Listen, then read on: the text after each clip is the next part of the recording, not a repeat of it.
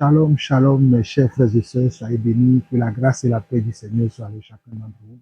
Nous bénissons le Seigneur encore pour cette opportunité, ce privilège qu'il nous donne afin que nous puissions continuer notre partage, notre enseignement sur notre position en Christ. Qu'est-ce que Christ a fait dans notre vie? Qu'est-ce que Yeshua Mashiach a fait dans notre vie? Comment devons-nous nous comporter? Comment devons-nous nous sentir pour ne pas être à la merci de faux pasteurs, de faux enseignements qui circulent aujourd'hui et surtout de la distraction que nous voyons aujourd'hui dans les assemblées. Il y a beaucoup de distractions aujourd'hui et beaucoup de frères et sœurs ont oublié leur position en Christ et ils se posent certains genres de questions et ils ne comprennent pas ce que Dieu a réellement fait pour nous, alors que les Écritures sont claires, alors que nous le savons, ce que Jésus a fait pour nous. Nous avons reçu la parole et c'est cette parole qui nous a transformés, c'est cette parole qui nous a sauvés et c'est cette parole à laquelle nous devons toujours croire, peu importe ce que nous voyons, peu importe ce que nous attendons, peu importe le cinéma que nous voyons aujourd'hui dans certains milieux chrétiens, dans certains milieux religieux. Alors, je vais nous présenter encore quelques passages aujourd'hui pour nous montrer notre position en Christ. Nous allons prendre Luc chapitre 1. Luc chapitre 1, nous allons lire à partir du verset 76. Luc chapitre 1, à partir du verset 76 au verset 79. Luc chapitre 1 dit ceci. Et toi, petit enfant, tu seras appelé prophète du Très-Haut, car tu marcheras devant la face du Seigneur pour préparer ses voies, afin de donner à son peuple la connaissance du salut par le pardon des péchés. Écoutez bien, mes bien-aimés chers frères et sœurs. Grâce aux entrailles de la miséricorde de notre Dieu, en vertu de laquelle le soleil levant nous a visités d'en haut, pour éclairer ceux qui sont assis dans les ténèbres et dans l'ombre de la mort, pour diriger nos pas dans le chemin de la paix. Est-ce que vous avez compris? Mes chers frères et sœurs, ici il est question du prophète Jean-Baptiste qui a précédé l'avènement de notre Seigneur Jésus-Christ, qui a précédé le Seigneur Jésus-Christ, qui a préparé le chemin pour que le Seigneur Jésus-Christ puisse venir nous apporter comment la grâce et la vérité. Voilà pourquoi ici, on nous dit, c'est Zacharie qui dit ici, lorsqu'il a appris la naissance de Jean-Baptiste, et c'est là où il a sorti cette prophétie-là. Et écoutez ce que Zacharie disait. Il dit, et toi, petit enfant, parlant à qui? Parlant à Jean-Baptiste. Il dit, et toi, petit enfant. Il dit, et toi, petit enfant, tu seras appelé prophète du Très-Haut, car tu marcheras devant la face du Seigneur pour préparer ses voies. Tu marcheras devant la face du Seigneur pour préparer ses voies, afin de donner à son peuple la connaissance du salut.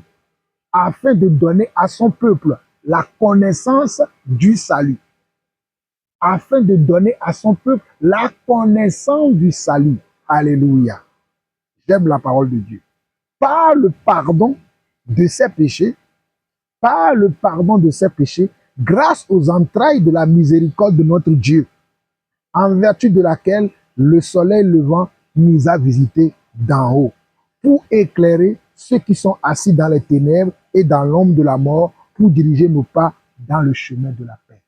Alors, mes bien-aimés chers frères et sœurs, Jésus-Christ est venu non seulement pour nous apporter le salut, la connaissance de ce salut-là, à cause de quoi? À cause des entrailles de miséricorde que notre Dieu a. Dieu a une miséricorde pour nous. Dieu nous a accordé son pardon. Il nous a accordé comment sa grâce. Il nous a accordé son amour.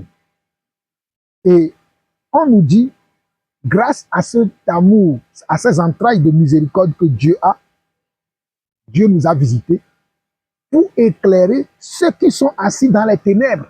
Donc si tu étais dans les ténèbres avant, lorsque Jésus te visite, tu n'es plus dans les ténèbres. Nous étions tous dans les ténèbres avant. Mais lorsque Christ nous visite, nous ne sommes plus dans les ténèbres. Ce n'est pas moi qui le dis, mais ce sont les Écritures qui le disent. Il dit, verset 79 de Luc chapitre 1, il dit, pour éclairer ceux qui sont assis dans les ténèbres, dans l'ombre de la mort, Nous étions tous dans les ténèbres, dans l'ombre de la mort. Mais quand Christ nous a visités, il nous a fait sortir des ténèbres pour diriger nos pas dans le chemin de la paix. Le Seigneur est venu pour diriger nos pas dans le chemin de la paix. Nous ne pouvons plus être troublés, nous ne pouvons plus être dans la confusion, nous ne pouvons plus être dans les ténèbres, mais Christ est venu nous éclairer. Voilà pourquoi il est écrit dans les Écritures, réveille-toi, toi qui dors, et Christ t'éclairera. Christ est notre lumière, Jésus-Christ est notre lumière, il est notre joie, il est notre paix. Donc Jean-Baptiste ici, il va venir comment? Précéder le Seigneur. Et le Seigneur, c'est celui qui va nous apporter la connaissance du salut.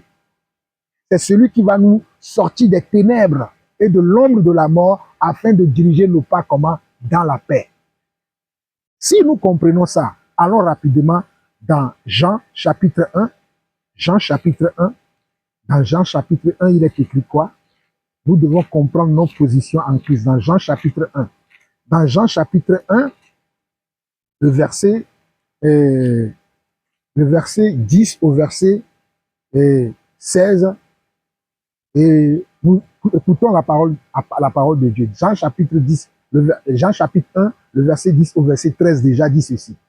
Elle était dans le monde et le monde a été fait par elle. Faisant allusion à qui? Faisant allusion à la parole, et la parole qui est qui? La parole qui est Jésus-Christ, la parole qui est Yeshua Mashiach. Il dit, elle était dans le monde et le monde a été fait par elle, et le monde ne l'a point connue. Elle est venue chez les siens et les siens ne l'ont point reçue. Mais à tous ceux qui l'ont reçue, à ceux qui croient en son nom, elle a donné le pouvoir de devenir enfants de Dieu, lesquels sont nés non du sang, ni de la volonté de la chair, ni de la volonté de l'homme, mais de Dieu. Vous voyez, lorsque nous écoutons et que nous recevons la parole de Dieu, nous devenons enfants de Dieu.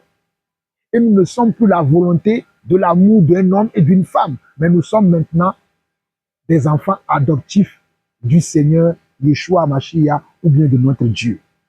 Voilà pourquoi on nous dit au verset 14, « Et la parole a été faite chair, et elle a habité parmi nous, pleine de grâce. » Vous comprenez? C'est très important que nous comprenions que c'est Jésus-Christ qui est la parole, qui est venu pour nous libérer. Voilà pourquoi toi, en tant qu'enfant de Dieu, lorsque tu traverses une situation, lorsque tu es dans une situation, tu dois chercher la parole. Parce que la parole, c'est Jésus. La parole, c'est la vérité. La parole, c'est ce que Jésus-Christ a amené afin de comment? Afin de nous montrer la voie de la vérité, afin de nous montrer la voie de la justice et surtout, afin de nous montrer comment nous devons comment nous rassurer de ce qu'il a fait pour nous. Voilà pourquoi on nous dit au verset 10 jusqu'au verset 13 de Jean chapitre 1, elle était dans le monde et le monde a été fait par elle et le monde ne l'a point connue. Elle est venue chez les siens et les siens ne l'ont point reçue. Mais à tous ceux qui l'ont reçue, à ceux qui croient à son nom, elle a donné le pouvoir de devenir enfants de Dieu, lesquels sont nés non du sang, ni de la volonté de la chair, ni de la volonté de l'homme, mais de Dieu. Alléluia. Nous sommes maintenant des enfants de Dieu. Et si nous voyons le verset 16, le verset 16 nous dit quoi? Et nous avons tous reçu de sa plénitude et grâce sur grâce. Nous avons reçu la plénitude de Dieu et grâce sur grâce. Alléluia. Regardons bien. Quand nous regardons Jean chapitre 1, le verset 15 au verset 17, il dit quoi? Jean chapitre 1, le verset 15 au verset 17. Regardez ce que l'apôtre Jean nous révèle encore ici. Jean a rendu témoignage et s'est écrié, c'est celui dont j'ai dit, celui qui vient après moi m'a précédé, car il était avant moi. Ici, c'est encore Jean-Baptiste qui parle. Hein. Regardez bien ce que Jean-Baptiste dit. Il dit, Jean lui a rendu témoignage et s'est écrié, c'est celui dont j'ai dit, celui qui vient après moi m'a précédé, car il était avant moi. Et nous avons tous reçu de sa plénitude et grâce sur grâce. Donc nous avons reçu la grâce de Dieu pour être dans la plénitude de Dieu, pour que tout ce que Dieu est, ou bien que tout ce que Dieu a pour nous, nous puissions l'obtenir par qui? Par Yeshua Mashiach, par Jésus-Christ, nous puissions obtenir tout ce que Jésus a pour nous. Et nous l'avons obtenu. Voilà pourquoi on nous dit au verset 17, car la loi a été donnée par Moïse, la grâce et la vérité sont venues par Jésus-Christ. Car la loi a été donnée par Moïse, mais la grâce et la vérité, sont venues par Jésus-Christ. Donc, c'est la grâce et la vérité que vous et moi, nous devons chercher. Et cette grâce et cette vérité-là, elle n'est venue que par Jésus-Christ. Elle n'est pas venue par un homme. Elle n'est pas venue par une femme, mais elle est venue par Jésus-Christ. Voilà pourquoi Jésus-Christ est le chemin, la vérité et la vie. Alléluia. Et si nous continuons dans ce passage au verset 29 de Jean chapitre 1, pour confirmer ce que nous avons lu dans Luc 1, le verset 76 au verset 79, regardez ce que le Jean-Baptiste dit encore. De Jean 1, le verset 29. Le lendemain, il vit Jésus venant à lui et il dit, voici l'agneau de Dieu qui ôte le péché du monde. C'est celui dont j'ai dit, après moi, vient un homme qui m'a précédé, car il était avant moi. Voici l'agneau de Dieu qui ôte le péché du monde. Donc c'est Jésus qui ôte ton péché. Ce n'est pas un pasteur qui peut ôter ton péché. Ce n'est pas un apôtre qui peut ôter ton péché. Ce n'est pas un évangéliste, ni un prophète. Comme on voit aujourd'hui dans les assemblées, ces faux pasteurs qui vous demandent d'apporter des sacrifices, d'apporter comment des dons. C'est quelque chose qui va vous coûter cher. Vous n'avez rien à faire pour obtenir comment le don gratuit de Dieu. Vous n'avez rien à faire. Tout ce que Dieu attend de vous, c'est de croire à sa parole. C'est de croire à ce qu'il a fait pour nous. Moi, j'ai cru en lui. J'ai cru en cette parole-là. Et je continue de croire en cette parole. Voilà pourquoi je la partage avec vous. Vous n'avez rien à faire. Vous avez besoin juste d'accepter cette parole, de la croire et de vivre avec elle afin que vous puissiez obtenir comment? Les fruits de cette parole. Et dans Jean 17, écoutez, dans Jean 17, et c'est là où nous finissons, Jean 17,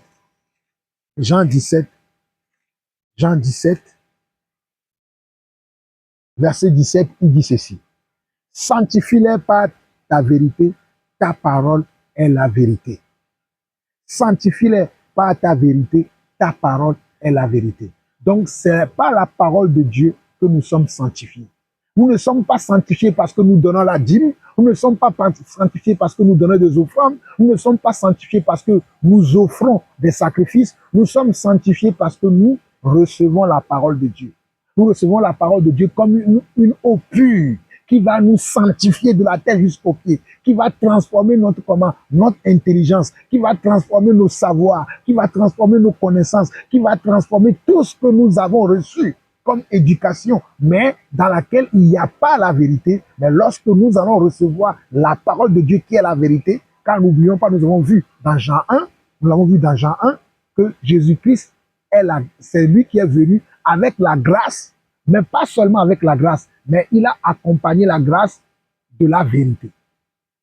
Il nous gracie, hein, comment on dit ça? Oui, c'est ce qu'on dit. Il nous a gracié plutôt, il nous a gracié. Et en plus de la grâce, il nous apporte la vérité. Il nous apporte quelque chose de nouveau, quelque chose pour transformer notre intellect, quelque chose pour transformer notre cœur, quelque chose pour transformer notre vision, quelque chose pour transformer la manière dont nous voyons les choses. Voilà pourquoi on nous dit sanctifie-les par ta vérité. Ta parole est la vérité. Alors mon frère, ma soeur, toi que le diable, toi que l'ennemi essaie encore d'embourber, de tromper, en te disant, tu dois donner des sacrifices, tu dois faire des dons pour obtenir la faveur de Dieu, pour obtenir la grâce de Dieu, sache que Jésus est venu. Et si tu as cru en lui, comme nous l'avons lu dans Jean 1, le verset 10 au verset 12, à tous ceux qui l'ont reçu, à tous ceux qui croient en son nom. C'est au nom de Jésus que nous devons croire. Et si nous le croyons, ça veut dire que nous l'avons reçu. Et si nous l'avons reçu, elle fait que nous devenons enfants de Dieu. Cette parole que nous croyons là, fait de nous des enfants de Dieu. Donc c'est la parole qui fait de toi un enfant de Dieu et c'est la parole qui te sanctifie. Ce n'est pas les sacrifices que tu vas faire qui vont te sanctifier. Aucun sacrifice ne peut te sanctifier. La meilleure des sacrifices, c'est Jésus-Christ. Il n'y a pas de meilleur sacrifice que Jésus. Il n'y a pas de meilleur don que le don gratuit de Jésus, le don gratuit de Dieu qui est Jésus-Christ. Je répète encore, il n'y a pas de meilleur sacrifice que Jésus. Il n'y a pas de meilleur don que Jésus. Il n'y a pas de meilleure parole que les paroles que Jésus-Christ nous a apportées. C'est par ces paroles-là que nous sommes justifiés. C'est par ces paroles-là que nous sommes sanctifiés. C'est par ces paroles-là que nous sommes des enfants de Dieu véritables.